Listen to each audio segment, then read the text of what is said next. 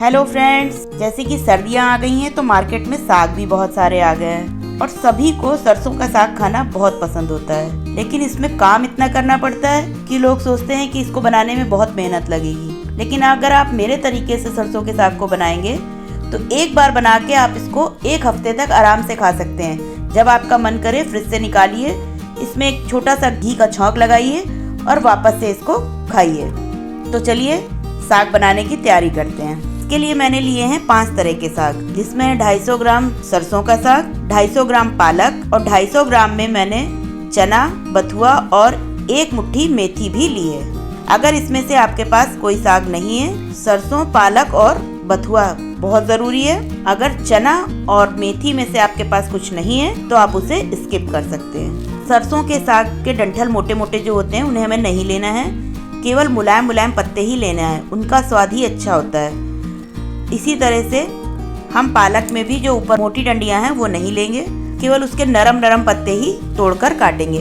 सभी साग को हम लेकर नॉर्मली मोटा मोटा चॉप कर लेंगे, बहुत ज़्यादा बारीक चॉप करने की कोई ज़रूरत नहीं है। चने के साग की डंडियां बहुत हार्ड होती हैं, उन्हें बिल्कुल भी नहीं लेना है, केवल मुलायम मुलायम उसके पत्ते ही आगे के तोड़ने हैं। इसकी डंडी तो काटने से भी नहीं कटती है, इसलिए इसको बिल्कुल भी मत लीजिएगा।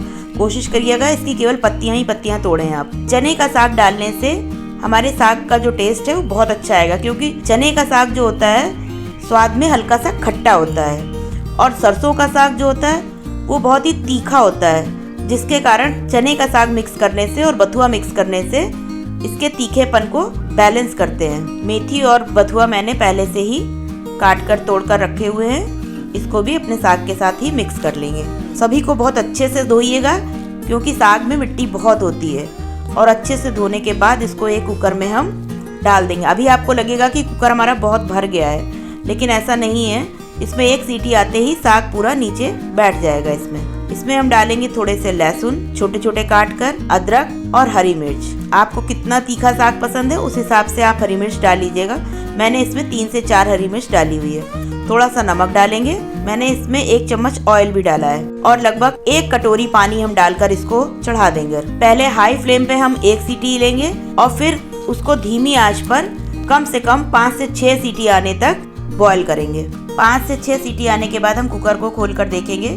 देखिए हमारा साग बिल्कुल नीचे तली में ही पहुंच गया है। आप इसको चाहें तो इस टाइम पर ठंडा करने के बाद मिक्सर ग्राइंडर में भी ब्लेंड कर सकते हैं, लेकिन मेरे पास हैंड ब्लेंडर है, इसीलिए मैं उसी से इसको मिक्स कर रही हूँ। अगर आप मिक्सी से भी इसको पीसते हैं तो आप इसका बहुत बारीक चिकना पेस्ट मत बनाइएगा, साग को थोड़ा सा दरदरा सा ही रहने दीजिएगा। ब्लेंडर से करने से ये बहुत अच्छे से हो जाता है। अगर आपके पास मथानी है तो मथानी से करिएगा, उससे भी बहुत अच्छे से ये घुट जाएगा। अब हम इसके तड़के की तैयारी करते हैं। एक कढ़ाई चढ़ाते हैं, उसमें हम लेंगे थोड़ा सा तेल और उसमें हम डालेंगे बटर। अब साग है तो बटर तो ज़रूरत होगी ही होगी, बिना बटर के साग का कोई मतलब ही नहीं है। अब हम इसमें डालेंगे 2 बड़े प्याज, जिनको मैंने छोटा छोटा काट के चॉप कर लिया है। उसको 15 से 20 कलियां लहसुन की, 1.5 इंच अदरक का टुकड़ा बारीक कटा हुआ, 3 से 4 हरी मिर्च, इन सब चीज़ों को हम एक साथ ही डाल देंगे। प्याज, अदरक, लहसुन और हरी मिर्च को हम एक साथ ही ऑयल में डालकर फ्राई करेंगे। हमको इसे बहुत ज़्यादा डार्क ब्राउन नहीं करना है, केवल इसका कच्चापन ही दूर करना है। जब ये हल्का सुनहरा होने लगेगा, बस इतना ही हमको फ्राई करना है। अब हम इसी टाइम पे इसमें थोड़ी सी हींग ऐड कर देते हैं। अगर हम हींग बिल्कुल शुरुआत में डाल देते हैं तो हींग हमारी जल जाती है। इस टाइम पे हम हींग डालेंगे तो इसका फ्लेवर बहुत अच्छा आएगा। देखिए हमारे प्याज अब इतना ही फ्राई हमें करना था, ये अच्छे से फ्राई हो गए। अब हम इसमें 4 टमाटर को छोटा छोटा चॉप करके रखा है, उसे भी इसमें मिक्स कर देंगे। साग में टमाटर का फ्लेवर बहुत अच्छा आता है।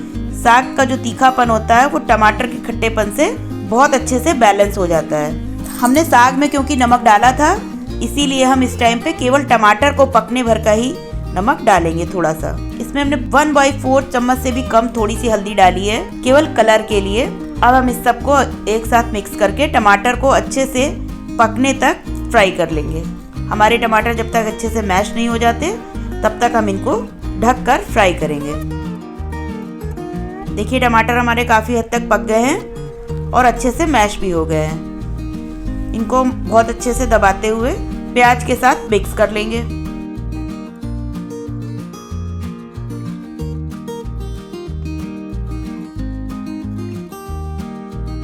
अब हम इसमें अपना साग जो हमने पीस कर रखा था उसको भी मिक्स कर देंगे। अगर इस टाइम पर आपको लगता है कि आपका साग ज्यादा गाढ़ा है तो आप इसमें थोड़ा सा गर्म पानी भी डाल सकते हैं। साग को हम अपने तड़के के साथ बहुत अच्छे से मिक्स कर लेंगे। अगर आपको मेरी रेसिपी अच्छी लग रही हो तो प्लीज लाइक जरूर करिएगा, अगर चैनल पर नए हो तो सब्सक्राइब कर लीजिएगा। अगर आप इस तरह से साग बनाएंगे आपका साग बहुत ही टेस्टी बनेगा और आप बार बार इसको बनाकर खाना चाहेंगे।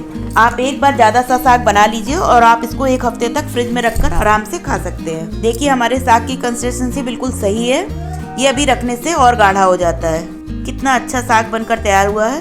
इसके साथ मैंने बनाई है मिक्स आटे की रोटी, जिसमें ज्वार, बाजरा, मक्का और चना चारों आटे मिक्स करके मैंने रोटी बनाई है, जो कि इस साग के साथ बहुत टेस्टी लगती है। सभी लोग बोलते हैं मक्के की रोटी और सरसों का साग, लेकिन कभी आप इस रोटी के साथ भी साग को खाकर देखिएगा, बहुत टेस्टी बनेगा आपका साग और आपकी रोटी।